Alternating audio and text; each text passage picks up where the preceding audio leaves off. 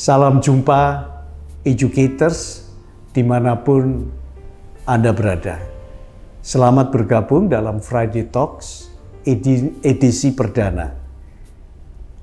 Friday Talks dikemas untuk menyajikan ulasan tentang berbagai buku yang diharapkan bisa menginspirasi kita sebagai para pendidik dimanapun Anda berada tentunya.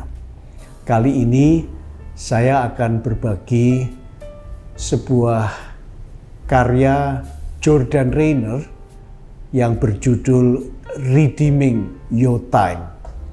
Saya terjemahkan secara bebas sebagai merebut kembali waktu anugerah Tuhan, atau bisa dikatakan juga menebus waktu anugerah Tuhan sehingga kita bisa memilikinya kembali. Nah, para educators, buku ini dimulai dengan sebuah gambaran betapa kita semua bisa saja berada di dalam suatu kondisi seperti para murid Tuhan Yesus. Ketika pada suatu hari mereka bersama Tuhan Yesus naik dalam perahu dan Ia berkata kepada mereka, "Marilah kita bertolak ke seberang danau." Dalam Lukas 8 ayat 22 sampai 25. Sebuah perikop yang kita semua sudah sangat mengenalnya. Lalu bertolaklah mereka. Dan ketika mereka sedang berlayar, Yesus tertidur. Sekonyong-konyong turunlah taufan ke danau, sehingga perahu itu kemasukan air dan mereka berada dalam bahaya. Bukankah itu sesuatu yang sangat mungkin terjadi dalam hidup kita? Seakan-akan kita merasakan sesuatu yang datang bertubi-tubi. Para pendidik pada umumnya saat ini tentu akan sangat sibuk, khususnya bagi mereka yang sekolahnya dipilih menjadi sekolah penggerak atau sekolah yang sudah menetapkan untuk melaksanakan kurikulum merdeka, entah secara mandiri dalam bentuk mandiri belajar, mandiri berubah, atau mungkin juga mandiri berbagi. Berbagai kesibukan karena ada hal yang baru yang harus segera dipersiapkan bagi anak didik kita, tentunya yang terbaik. Maka apa yang dirasakan oleh murid-murid Tuhan Yesus pada waktu itu benar-benar kita rasakan. Sekonyong-konyong turunlah taufan ke danau, sehingga perahu itu kemasukan air dan mereka berada dalam bahaya. Perahu kita, hidup kita, pikiran kita seperti terbenam dalam berbagai kesibukan. Nah, maka pada saat itu di tengah bahaya itu datanglah murid-muridnya membangunkan dia. Katanya, "Guru, guru, kita binasa." Ia pun bangun lalu menghardik angin dan air yang mengamuk itu. Dan angin dan air itu pun reda. Dan danau itu menjadi teduh. Lalu katanya kepada mereka, "Di manakah kepercayaanmu?" Maka takutlah mereka dan heran. Lalu berkata seorang dengan yang lain, "Siapa gerangan orang ini?" Sehingga ia memberi perintah kepada angin dan air, dan mereka taat kepadanya. Nah, educators, kita tahu kita membutuhkan Tuhan Yesus yang mampu meneduhkan berbagai serbuan kesibukan yang sedang kita alami.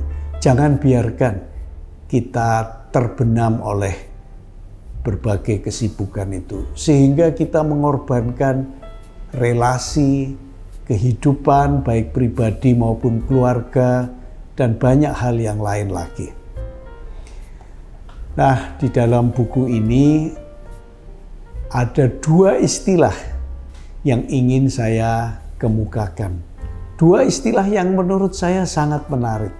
Yang pertama adalah works-based productivity atau produktivitas berbasis kegiatan kerja. Kita merasa kalau kita bekerja, kita sibuk, maka kita produktif. Itu prinsip yang pertama, namanya works-based productivity.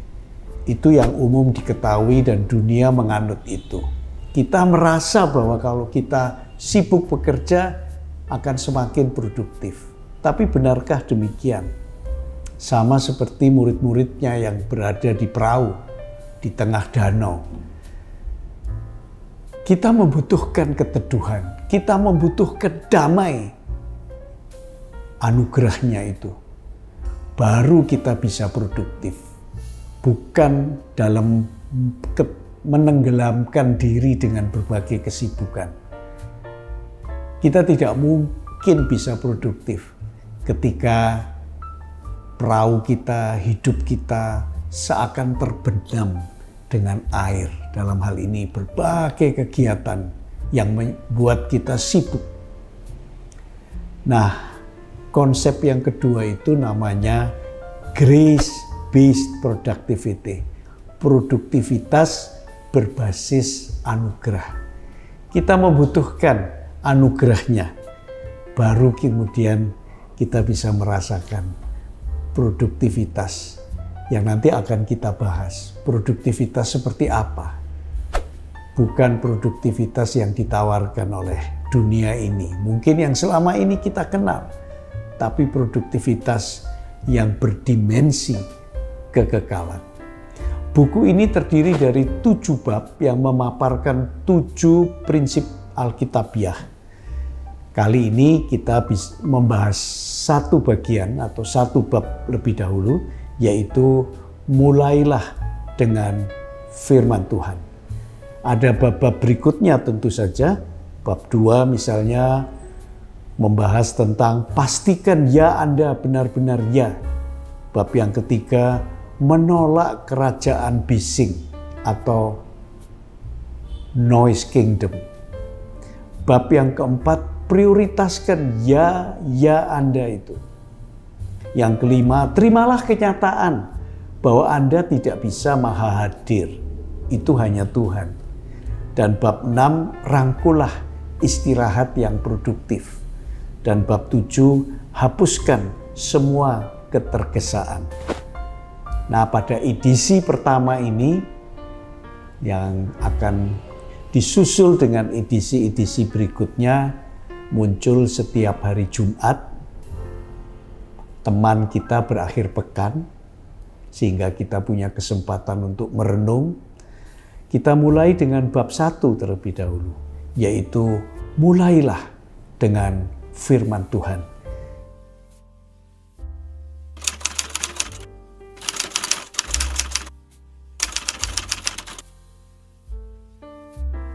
Di dalam bab yang pertama ini ada 5 kebenaran Alkitab yang akan dipaparkan dan 2 praktek yang bisa kita terapkan.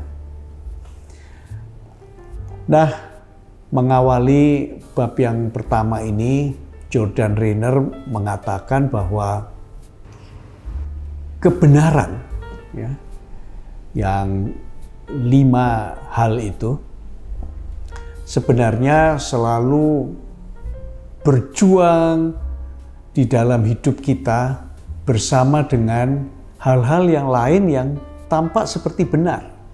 Bukankah ibarat tanah itu adalah worldview kita, cara pandang kita terhadap dunia ini. Dan itu berlomba-lomba menarik perhatian kita.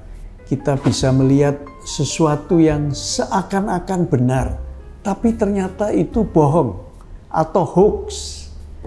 Nah, kebenaran yang sejati itulah yang harus kita dapatkan. Kebenaran yang ada dalam Kristus Yesus, Sang Firman hidup, yang kita pelajari dalam ajaran-ajaran Alkitab. Nah, educators, saya akan memulai terkait dengan waktu ini, kebenaran yang pertama. Saya sangat terberkati dengan apa yang saya baca dalam buku ini. Kebenaran yang pertama itu adalah kerinduan manusia akan hidup kekal. Dan itu sebenarnya baik dan itu anugerahnya. Ia membuat segala sesuatu indah pada waktunya. Dan ia memberikan kekekalan dalam hati mereka. Tetapi manusia tidak dapat menyelami pekerjaan yang dilakukan Allah dari awal sampai akhir. Itu yang tertulis dalam Pengkhotbah 3 ayat 11. Sebagaimana disitir dalam buku ini juga. Kalau saya kembangkan, educators, kita tahu bahwa pada awalnya Tuhan itu menyediakan 2 macam pohon di Firdaus, yaitu pohon kehidupan, Tree of Life, dan pohon pengetahuan yang baik dan yang jahat. Tree of the knowledge of good and evil. Di Kejadian 2 ayat 17, Tuhan mengingatkan ataupun memberikan instruksi sebetulnya ya. Apakah kita mentaati atau tidak, ini masalahnya. Dikatakan, tetapi pohon pengetahuan yang baik dan yang jahat itu janganlah kau makan buahnya. Sebab pada hari engkau memakannya, pastilah engkau mati. Dan kita tahu kelanjutan cerita ini. Ini dibutuhkan ketaatan. Tapi manusia memang tidak mudah untuk taat. Jadi waktu yang Tuhan desain sebagai immortal, kekal, itu kemudian menjadi tidak demikian lagi ketika manusia jatuh di dalam dosa. Memang manusia diciptakan serupa dengan gambar dan rupa Allah, tetapi manusia memang diciptakan dari debu dan tanah. Lalu dihembuskan nafas dari roh Tuhan. Tetapi kita tahu dalam arti waktu, Tuhan sebetulnya ingin kita bisa kekal berelasi dengan Dia. Itulah kebenaran yang pertama. Tidak heran kalau manusia berusaha untuk mengupayakan supaya berumur panjang, hidup kalau bisa selama-lamanya. Tapi sayang, itu tidak mungkin terjadi.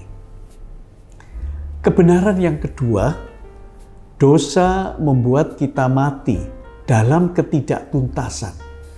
Kita bisa saja mempunyai cita-cita, kita ingin melakukan ini dan itu, tapi dosa mengakibatkan manusia tidak memiliki kemampuan menyelesaikan apa yang dicita-citakan, apa yang diinginkannya semasa hidupnya yang terbatas itu.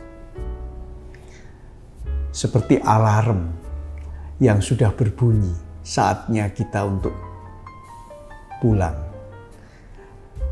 Nah, menarik di dalam Ulangan 32 ayat 49 sampai dengan 50 tertulis demikian. Ini mengisahkan tentang Musa. Naiklah ke atas pegunungan Abarim, ke atas gunung Nebo yang di tanah Moab, di tentangan Yeriko, dan pandanglah tanah Kanaan yang kuberikan kepada orang Israel menjadi miliknya. Kemudian engkau akan mati di atas gunung yang kau naiki itu. Sungguh Musa memang tidak diizinkan Tuhan untuk memimpin umat Israel sampai masuk ke tanah perjanjian. Tidak tuntas. Karena dikatakan di sini supaya engkau dikumpulkan kepada kaum leluhurmu, sama seperti Harun kakakmu sudah meninggal di Gunung Hor dan dikumpulkan kepada kaum leluhurnya. Nah, educators, kita tahu kebenaran yang kedua ini, dosa membuat kita mati dengan tidak berhasil menuntaskan apa yang kita inginkan atau mungkin apa yang sedang kita kerjakan. Kebenaran yang ketiga, Allah lah yang akan menyelesaikan pekerjaan kita yang belum tuntas. Jordan Rainer mengatakan, God doesn't need you or me to finish our to-do list. If the things on our to-do list are on God's to-do list, He will complete them with or without us. Artinya, Allah tidak membutuhkan Anda dan saya untuk menuntaskan daftar pekerjaan yang kita miliki atau kita buat. Jika pekerjaan-pekerjaan itu ada di dalam daftar pekerjaan Tuhan, Ia pasti akan menyelesaikan pekerjaan-pekerjaan itu dengan atau tanpa kita. Tertulis di dalam Kisah Para Rasul 13 ayat 36, sebab Daud melakukan kehendak Allah pada zamannya, lalu ia mangkat dan dibaringkan di samping nenek moyangnya, dan ia memang diserahkan kepada kebinasaan. Educators, kita tahu bahwa kebenaran ketiga ini hendaknya selalu mengingatkan kita. Mari kita buat apa yang kita lakukan itu selaras dengan pekerjaan Tuhan, dengan grand design-nya, supaya kita seperti pelari estafet. Pada saatnya kita harus menyerahkan tongkat estafet itu. Kita menerima tongkat itu dari seseorang. Kita tidak usah mengatakan sebelumnya jelek. Ia sudah melakukan pada zamannya, seperti yang tertulis di Kisah Para Rasul 13 ayat 36 tentang Daud. Lalu kita yang mengerjakan, dan pada saatnya kita harus menyerahkan tongkat estafet itu kepada yang lain. Dan kiranya orang yang melanjutkan itu bersyukur dengan apa yang sudah kita kerjakan. Dan kebenaran yang keempat, bahwa Injil Tuhan itu merupakan sumber istirahat dan sekaligus ambisi kita. Kembali Jordan Rainer mengatakan dalam terjemahan bebas kira-kira seperti ini. Bekerja untuk memuaskan seseorang akan sangat melelahkan, tetapi bekerja dalam rangka merespon kebaikan Tuhan yang tanpa syarat sangatlah menyenangkan. Betapa kita di dunia ini selalu terjebak untuk melakukan sesuatu demi memuaskan orang lain, demi memuaskan organisasi kita. Lalu kita merasa, kenapa ini terjadi? Kalau kita misalnya mendapatkan keluhan, komplain, kritikan, dan sebagainya. Itulah sebabnya Alkitab mengingatkan kita, lakukan segala sesuatu bagi Tuhan, bukan bagi manusia. Nah, educators, Efesus 2 ayat 10 mengingatkan kita demikian. Karena kita ini buatan Allah, diciptakan dalam Kristus Yesus. Untuk apa? Untuk melakukan pekerjaan baik yang dipersiapkan Allah sebelumnya. Ia mau supaya kita hidup di dalamnya. Bagi setiap kita ada desain Tuhan. Untuk itu, bagian kita adalah mengerjakannya. To do good works that advance His kingdom. Maksudnya, mari kita kerjakan bagian kita untuk memajukan kerajaan Allah di bumi ini. Bukankah dalam doa Bapa kami kita selalu berdoa, jadilah kehendak-Mu di bumi seperti di surga. Nah, Matius 5 ayat 16 juga mengingatkan kita para educators. Demikianlah hendaknya terangmu bercahaya di depan orang, supaya mereka melihat perbuatanmu yang baik dan memuliakan Bapamu yang di surga. To glorify Him in the process of doing our work. Jadi dua hal ini, to do good works yang sudah direncanakan Tuhan supaya kita bisa berpartisipasi memajukan kerajaannya di bumi ini sesuai dengan kehendaknya. Dan yang kedua adalah memuliakan Tuhan melalui proses pekerjaan yang kita lakukan. Itulah kebenaran yang keempat. Kalau kita lakukan itu, kita akan menemukan rest, menemukan istirahat, menemukan damai sejahtera. Karena kita tidak memuaskan seseorang atau orang lain, entah itu atasan atau organisasi kita. Tapi kita sadar bahwa kita sedang melakukan rencana Tuhan. Bagian yang harus kita kerjakan, yang sudah Tuhan siapkan sebelumnya. Dan semua ambisi kita adalah to do God's business. Mengerjakan urusan Tuhan, bukan urusan kita semata. Nah, kebenaran yang kelima, kita belajar dari Tuhanlah, kita belajar mengelola waktu anugerahnya. Jordan Rainer mengatakan seperti ini, Injil bukan hanya membuka kesempatan buat kita untuk belajar dari perkataan dan perbuatan Tuhan Yesus, tetapi bagaimana ia menjalaninya.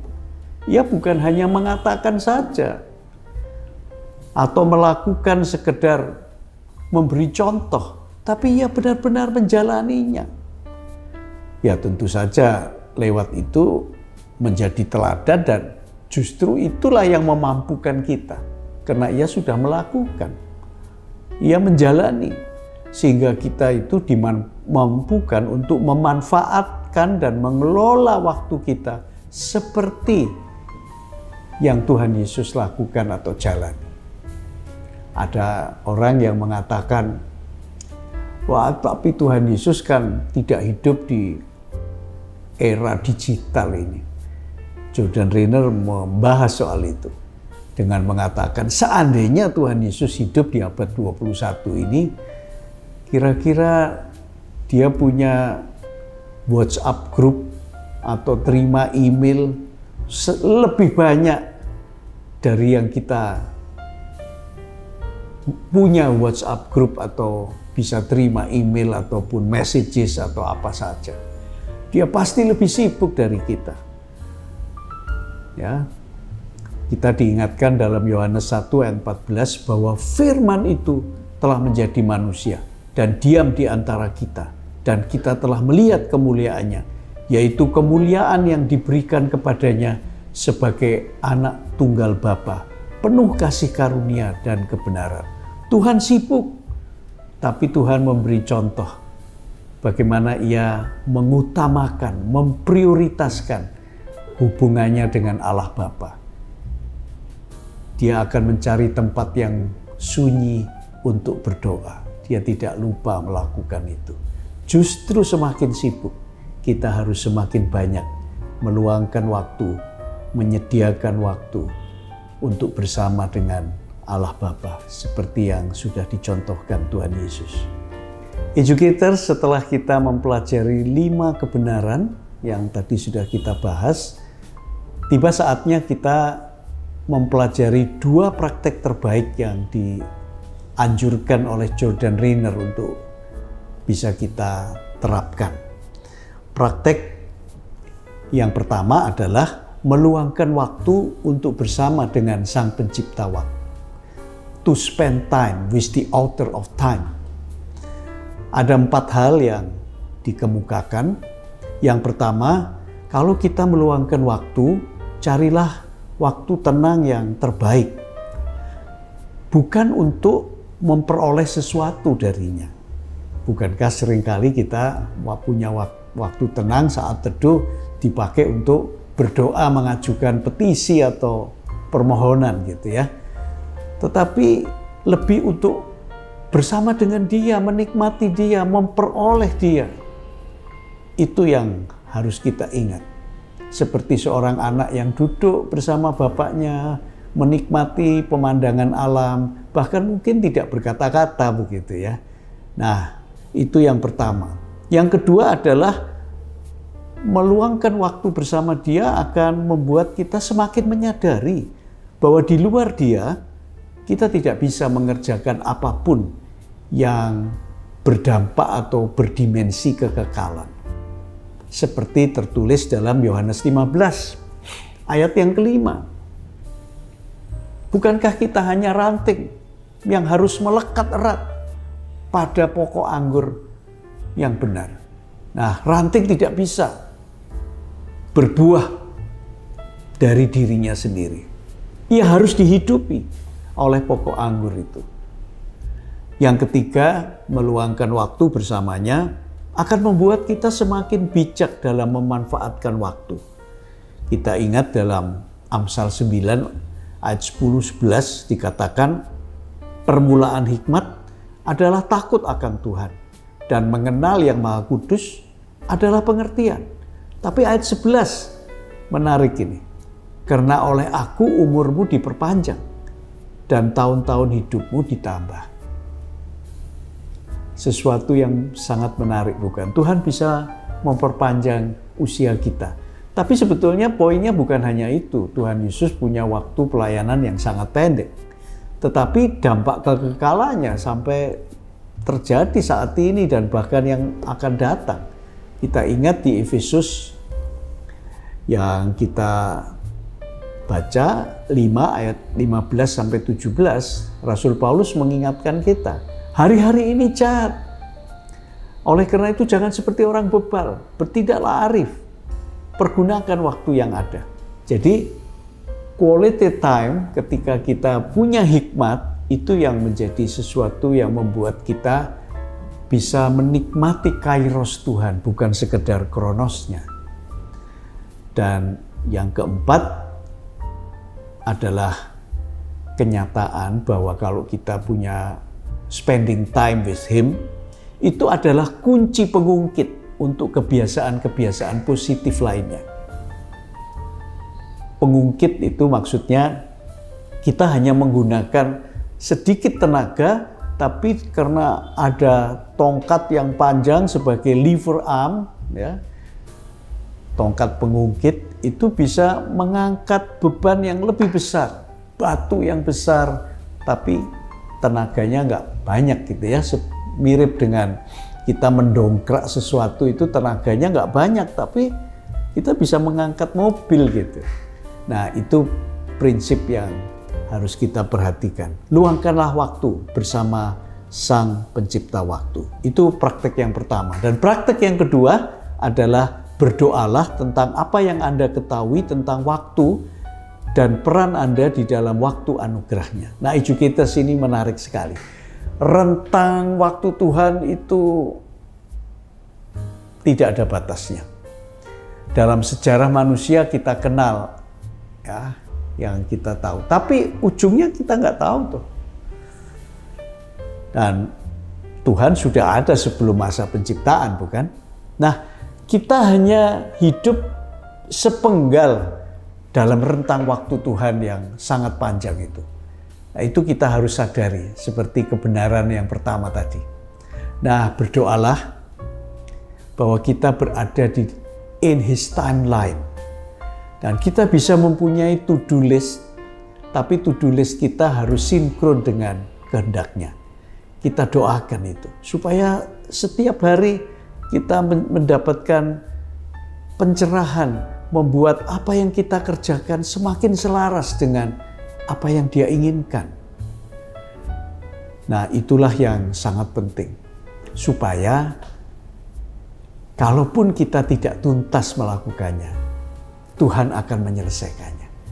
Menjadi sesuatu yang berdimensi kekekalan. Selamat mencoba menerapkan 2 praktek terbaik ini sambil mengingat 5 kebenaran tadi. Jadi mulailah dengan menyediakan waktu bersama dengan Tuhan. Mulailah dengan firman Tuhan. Itulah bagian pertama dari merebut kembali waktu anugerah Tuhan. Selamat merenungkan, selamat menerapkan, dan selamat berakhir pekan. Tuhan memberkati.